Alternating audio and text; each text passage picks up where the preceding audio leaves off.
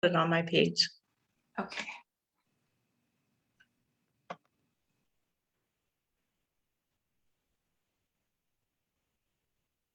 Yay.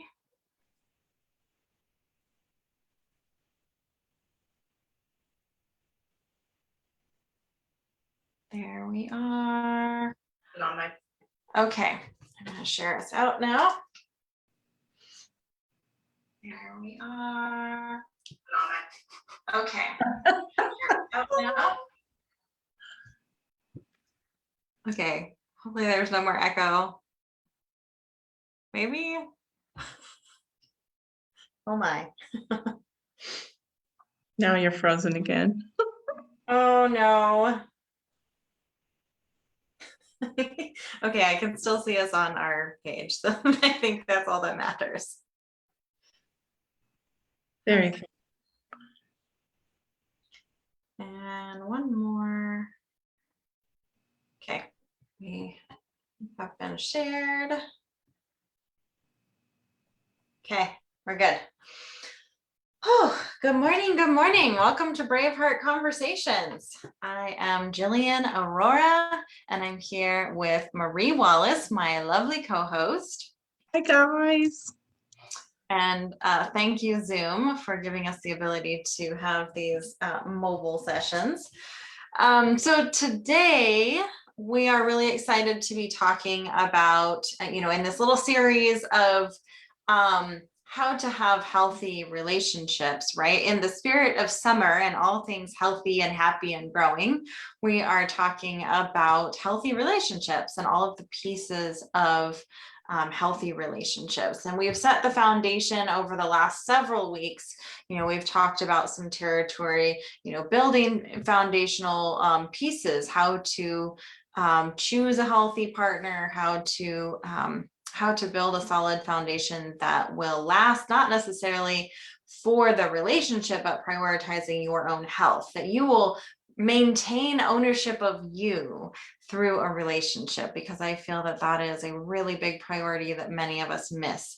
So we've laid a lot of that foundational work. And today we want to talk about when you have a relationship and it begins to change, and it may have been something that was so phenomenal, right? It could have been, a romantic relationship. It could be any type of relationship. It could be a friendship that you notice has changed. It could be a job.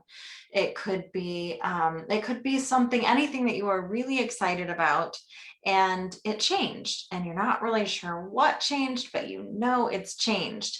And I was explaining to Marie a little earlier, an example for me personally is sometimes I get burnt out on a certain activity. Like, it's important to me to move my body, right? I like exercise, and I think it's important. And I may go through phases that are years where I love weightlifting or I love cardio. And then there might be times where I go through a season and I'm like, that doesn't work for me, and I need to do something different. And what happens is sometimes we judge ourselves for those changes, and we say, I don't understand what happened, and I need to fix it, and I need to make myself love it the way that I once loved it, or love them the way that I once loved them. And so this piece is, I think, actually perfectly timed, because if you look outside, we're nearing the end of summer, and you see changes, right? And there is a seasonal change underway, and you may see a few golden leaves right now, and you may see a few plants that are pretty dry and withered, and you can visually see it is no longer spring. It is no longer in the thick of summer. We're starting that downward descent into fall. And sometimes our relationships are the same way. I can think of things that really lit me up at one point, and they changed. I can think of jobs that I really loved and I was really content with, and then they changed and I got burnt out. And no matter how much I wanted to force myself to love it the same way that I once loved it, I couldn't force myself to. And so I want to talk about how sometimes in relationships we experience that, and there's a level of grief that we face because there's often that period of time that we really want to force it to go back to the way that it was, even if it's never going to go back to the way that it was. So let's talk about those changing seasons in our relationships with people that we love and how to navigate them, because I think there's a variety of ways to navigate them. It's not just, oh, it's fall, so we're, letting go of everything, right? There's some things that weather fall and come back in the spring, and there's some things that don't. So let's talk about the changes that can come up. And Marie, do you want to add some examples that you've had where things have just changed, and it's not that they were bad, and it's not that they were all of a sudden something that that wasn't the way that it brought you joy before. It's the same thing, but you just feel differently about it. I have two examples. One is jobs. I know that happens a lot with me because I've grown and expanded into a job as much as I can. I've also I'm ready for new skills, which requires a different level of perhaps the same job, but maybe an additional job. So I know I've seen that over the time. Every couple of years, it's like, oh, I just feel like growing more, and maybe I'll add this on, or I'll drop this. And so there's a lot of changes in job. And I was also thinking friendships, how friendships change and evolve over time. Someone that I've been really close to, like you said, it may not be that I lose them, but it goes in cycles. Like right now, we're all doing school things, so I'll be with my school friends, and that will go throughout a certain period of time. And then I am now doing coaching, so I'll be with coaching people. The friendships that I have, maybe someone had to move, and that caused, even though we're still close, it's a whole different dynamic and a different way to operate the friendship. And sometimes and there's a loss, like a loss of community, a loss of that really close person. So I'm really glad that we're talking about these things, because I know that change is inevitable, and learning how to navigate it together is a really good thing to do. So. I think this also really goes in tandem with giving ourselves permission to change our minds. And that has been such a big programming shift for me because, we've talked a lot about loyalty programming. I know that's one of my really big things that I hammer on a lot. And I think one of the consequences of, feeling loyalty is, the value above everything, is that sometimes we're loyal to ideas and we're loyal to jobs and concepts that we grow out of. And a tragedy is that we're meant to grow out of these things. We're, even relationships, some of them we grow out of. And that's actually something to celebrate, not something to hold ourselves back because we have this promise of loyalty. And so I think, whether it's, an activity that you used to love or a relationship, either way, I think if the goal is personal expansion and growth, then that means also acknowledging when it's time to let some things go. And that doesn't mean, when I say I've outgrown someone, that doesn't mean they're down here and I'm up here, and so I need to let them go. It's more like, if you imagine two roads that are just, they're no longer going in the same direction, and they're just no longer a match. And so if you have two people that are going in different directions and you're like trying to force them to stay together, it just isn't pleasant for either either person. I like it. That's my inner 2-year-old coming out. So yeah, I think when we're trying to force two people or a person in a job or a person in an idea, you're trying to force them to stay together when they're really deeply craving to go in different directions. A lot of times what's keeping people there is loyalty. It's that idea of obligation. It's no longer a passion, whereas in the beginning it was a passion, right? In the beginning it was mutual desire. In the beginning it was, we both really, really want this. And then it becomes, I'm supposed to want this. And that energy really changes. So when things are no longer a match and you're just forcing, what we inevitably do is we start shutting pieces of ourselves off, and we start limiting ourselves so that we can stay compatible for this relationship or this job or this thing, this home, this whatever, friendship. We try to make ourselves compatible, and so we twist ourselves into a pretzel. And it's dishonoring for ourselves, and it's also dishonoring for the other person, because now what we have is something that is totally inauthentic, right? And I don't know about you, but I certainly don't want a relationship where someone is having to twist themselves around to make it work, to be my friend or be in a relationship with me. I want someone who feels really lit up and passionate about being in my space. So I get to give the same thing. So if I want someone to be genuinely in a relationship with me, wanting a genuine desire to be with me, then I also get to be true enough to myself that I'm going to be honest with them about whether or not that passion is really there. So Marie, do you want to add to that? That piece of being authentic in your relationships and acknowledging when two people are going in separate directions. Just exactly what you said. I'm pretty sure that it's dishonoring to both of us.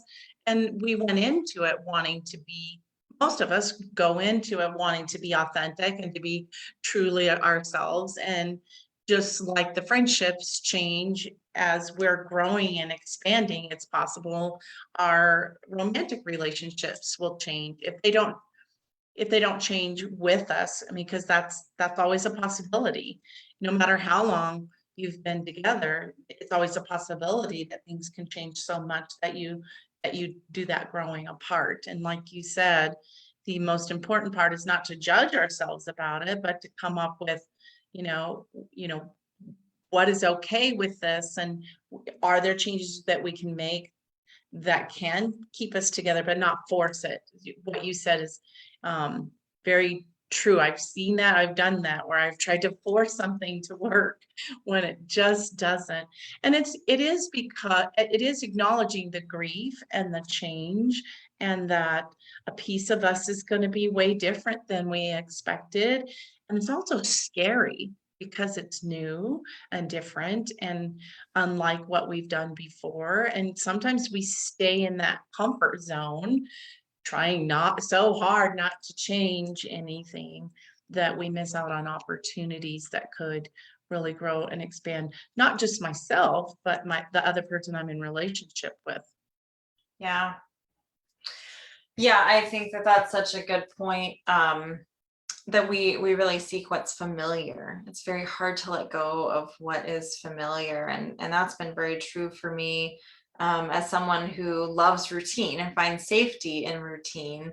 That can be true of relationships, or that can be true of jobs, or I always work out at that place, or I always meet them for coffee, or whatever that thing is that's the normal thing that I always do. That can be really hard to let go of, and it is really scary to look at the unknown, how things might change. And I guess I want to flesh that out a little bit, because I want to talk about how things maybe do change. What are the different avenues to address that change? Because, just like we said before, there's some plants that come back in the spring and some plants that don't. And how do you know the difference? And how do you know how to navigate some of those changes? What changes are the important changes that we're looking for? I think there's a lot of questions that come up when we're talking about relationships. And so let's talk about what are some of the changes that we might see that we're seeing. We're going in different directions, or there's some level of adapting that's needed. And I don't think that hang on, Marie says she's going to go grab a power cord. Okay, go get it, Marie.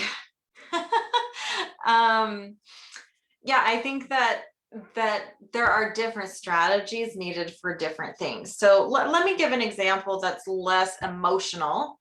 I think when we look at a job, it's not as emotional as looking at a romantic relationship, but I think there's a lot to be gleaned in that example that's applicable to a romantic relationship. So let's talk about, you've been in the same job for 5 years and you really like the company, you love the people you work with, but things have grown and shifted, and the job that you're doing doesn't light you up anymore, and you're kind of dreading going to work every day, and it's just different. You need a change.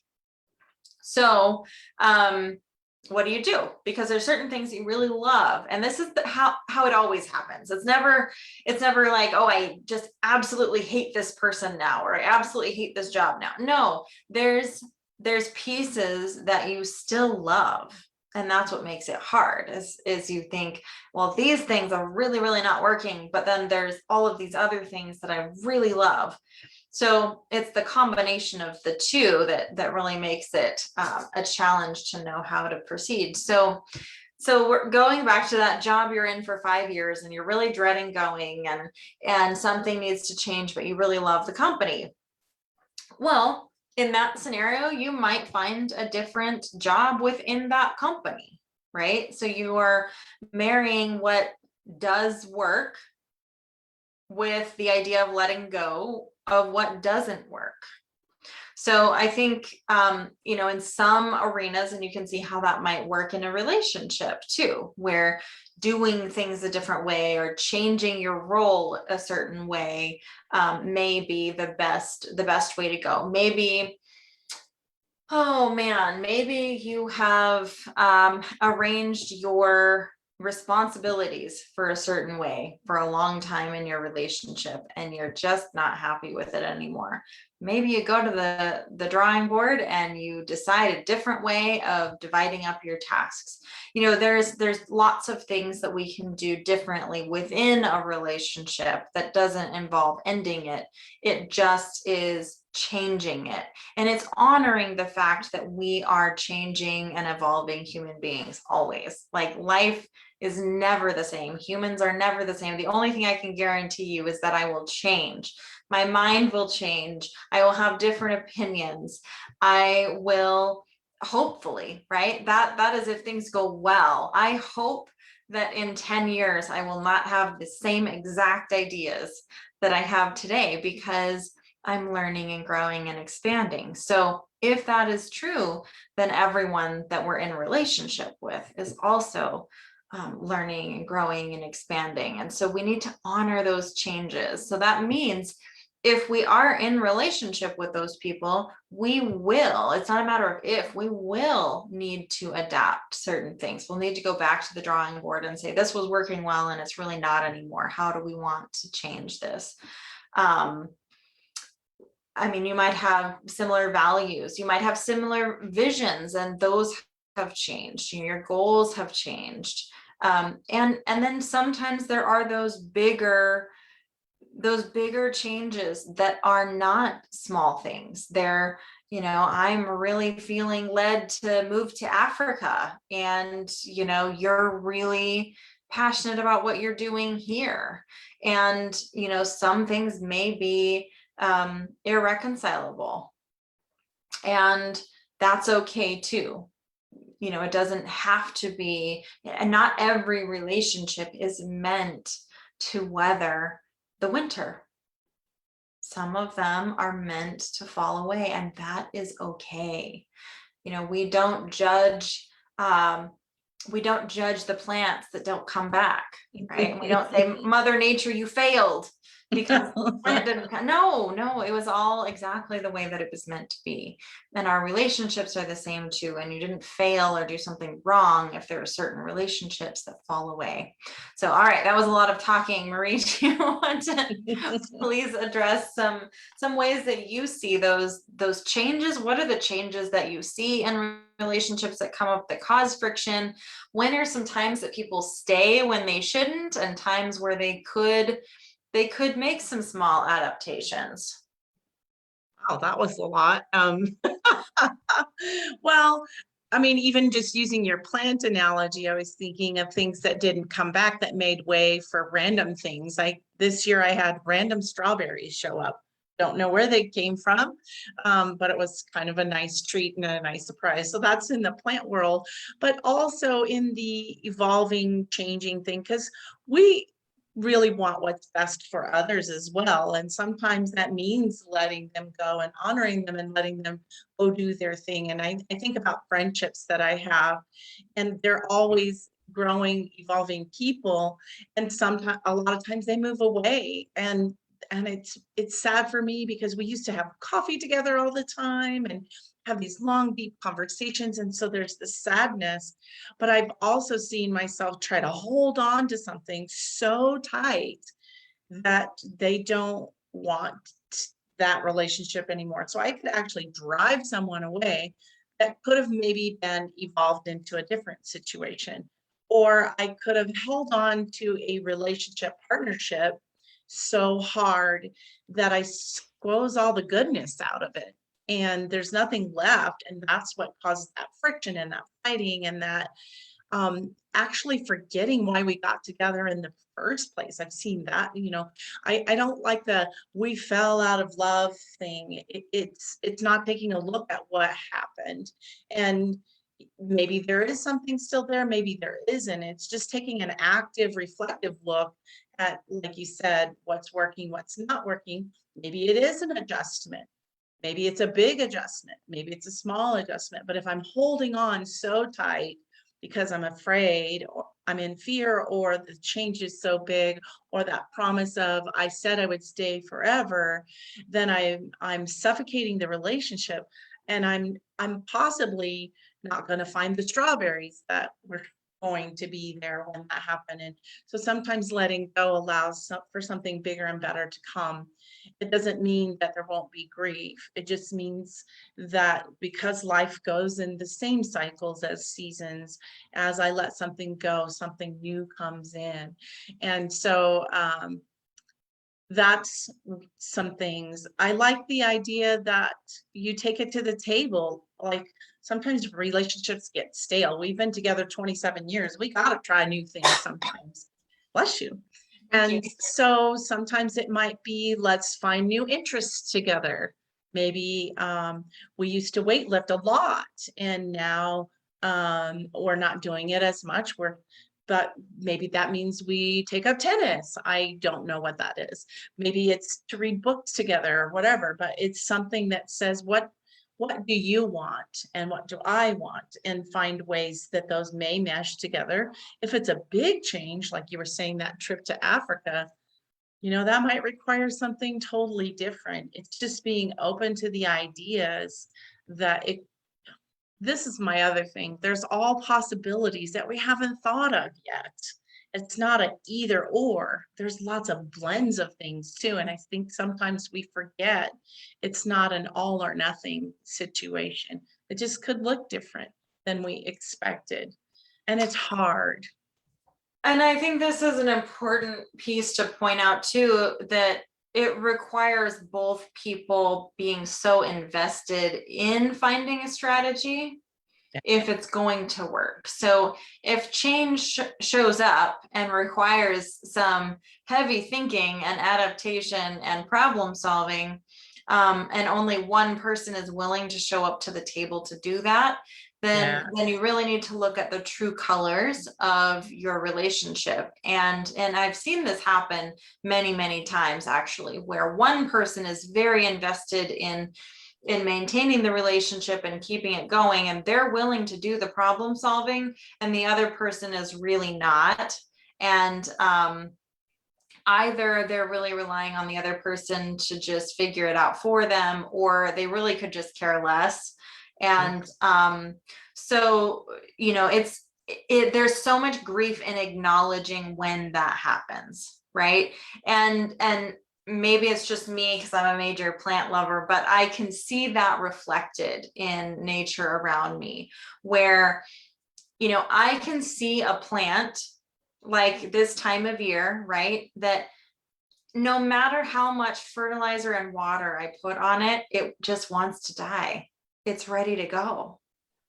And that's hard, right? There may be a plant that I really love, and I can't always make it do what I want it to do.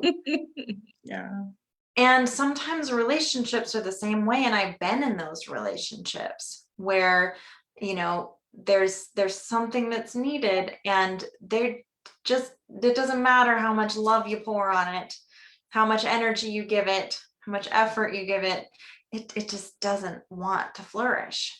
And there's grief in that. There's grief in letting those things go. So that's the most important part. I'm glad that you brought that up, because it is acknowledging that it is a two-way street. So often, because of our fear or our not wanting it to change, we aren't really looking at that it's an equal partnership, or, you know, mutual, that we're mutually working on it together. If you find yourself dragging the dead body behind you, that might be an indicator that something's really awry. And I just think sometimes we refuse to look. yeah. Yeah, don't go out in the middle of winter and water your plant. That's the best. I love that. I got that analogy strong in my head. It's interesting that you said the other one where you said about the plant wanting to die, because I had that actual image in my head just as you were saying it. I go, there's plants that don't want that either. So great analogy. Yeah, and I think, you know, that's very similar to what I did in some relationships, is I just refused to stop watering. I refused to stop, you know, giving it fertilizer and just doing the, you know, damnedest that I could do to make that plant live, damn it. And what if I gave that energy, that same attention to other plants who really wanted to flourish? You know, it's the same concept in relationships. I love that. Yeah. Yeah. There was another point. Oh, I think I just wanted to go back to it's a two-way relationship, and often I see women beat themselves up for not trying hard enough when they've done everything that they can. And we've been taught so thoroughly that it's bad to give up. So I think we have a lot of people standing out watering dead plants because they're really afraid of what anybody's going to think if they stopped watering the damn dead plant. Yeah. And unfortunately, we do have a cultural problem where people do judge each other for not watering the dead plant. And I think it's fucking ridiculous.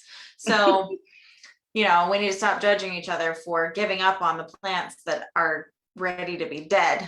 But, you know, whether other people think so or not, please, like, envision that, you know, that image of watering that dead plant. You know, if you're watering a dead relationship, you know it.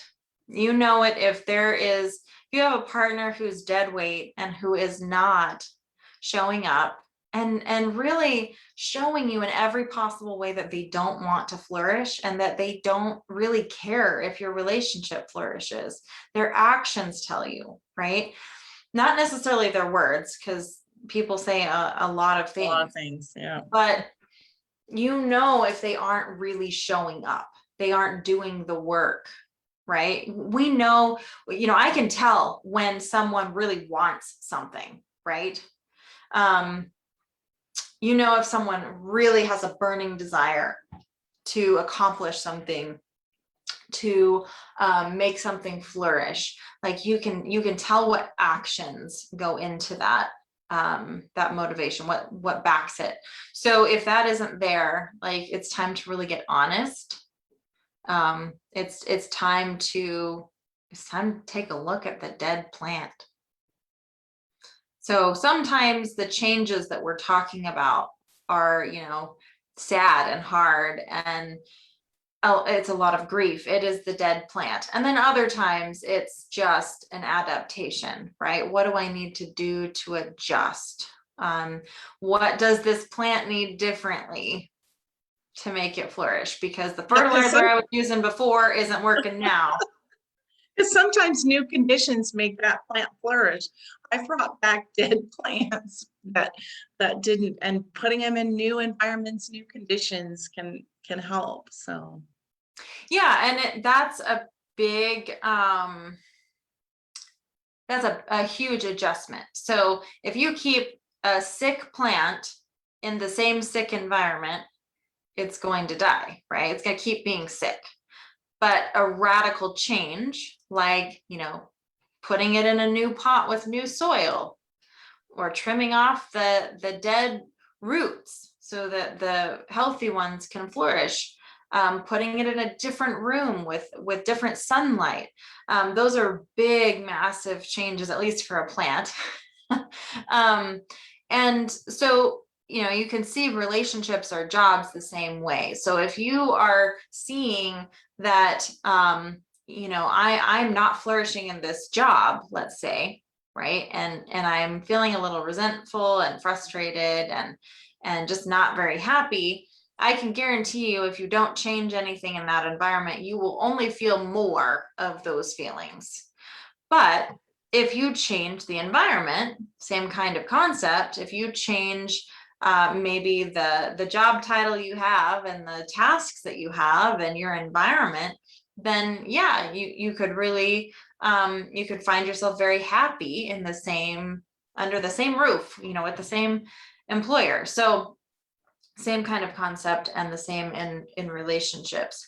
But no change is no change. Nothing changes, nothing changes. Yeah.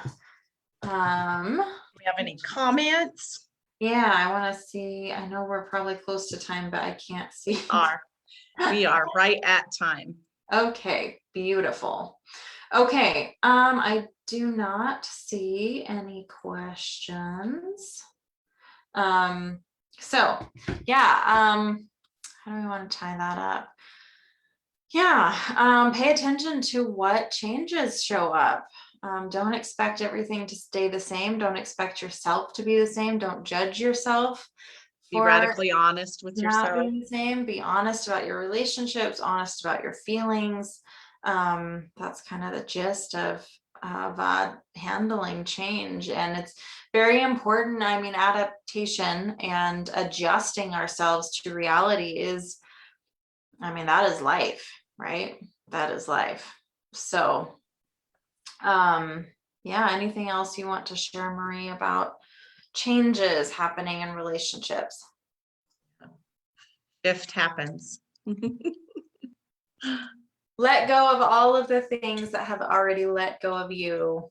That's a good one. That's a great way to end it. Yeah. Stop watering the damn dead plants. Now. Awesome. Okay. A couple of comments here. Hi, Abby. She says it makes sense. Kimberly says have to let go of people who do not serve us. Yep. Because honestly, if we're hanging on to relationships that don't serve us, we're also not serving them. It's also not serving them. So it's not like a relationship is honoring to one person and not the other. It's either honoring both or it's honoring none. So yeah, very, very important to get honest about what is happening in your relationships, and it may be very different than what was happening a year ago. There's nothing wrong with that. So all righty, my friends, let's wrap it up here. So next week, episode 99, if you can believe that, we're going to be almost at 100, is releasing control. Oh boy, that's a good one. That'll be a fun follow-up to this one. So yeah, next week, releasing control. We also we're coming down to the wire here. Next month, we have a retreat in Coeur d'Alene, Idaho, the Warrior Goddess Retreat. And if you're familiar with Unapologetic at all, Unapologetic is very much the micro perspective. It addresses your personal behavior and why you've done the things that you have and how to break free, how to reclaim yourself. And the Warrior Goddess Retreat is going to be much more of a broad view perspective. Why did we pick up the programming that we did? What are the hangups that have caused us so much grief over millennia as women, and how to reclaim our authority as women? So different perspective there. But I'm really, really excited about this work, and I think it's going to be so phenomenally fun with Marie, because she is really our spiritual guru, and will walk us through all of the prayers and rituals and fun and play that's so important. And of course, I'm always the killjoy over here. I'll tell you how it is. We're building community too of like-minded people that just get to enjoy each other at the level wherever you are. And that's what I love about it too. It's just growing together and being in community together, and just honoring those divine things in ourselves, changes and all.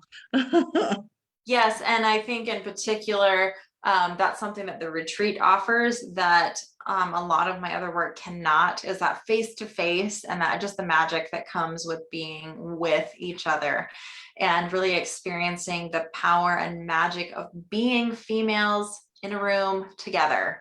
There's just something that you cannot replace that. It's very special, very unique. So if you want to learn more about the Warrior Goddess Retreat, please go to my website, jillianaurora.com/Warrior Goddess Retreat, or just click on signature programs and you can find Warrior Goddess Retreat that way as well. What else? How do they find you or ask you questions?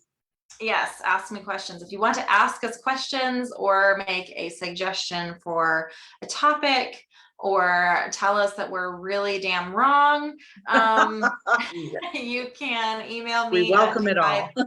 Yes. You can email me at defytheaverage@gmail.com, or you could email Marie at mariesgold.com. Definitely welcome it all. Yes, absolutely. And we are here every Thursday around 10 a.m. Mountain Standard Time. And you can find us in our Facebook group, Braveheart Conversations. We would love for you to follow us there, and you can find any of our past episodes there. You can engage in discussion there. You can also find us on pretty much any podcasting platform. So please do check us out, give us some love, and we will see you next week. Stay cool out there. Yeah. Bye, guys. Bye.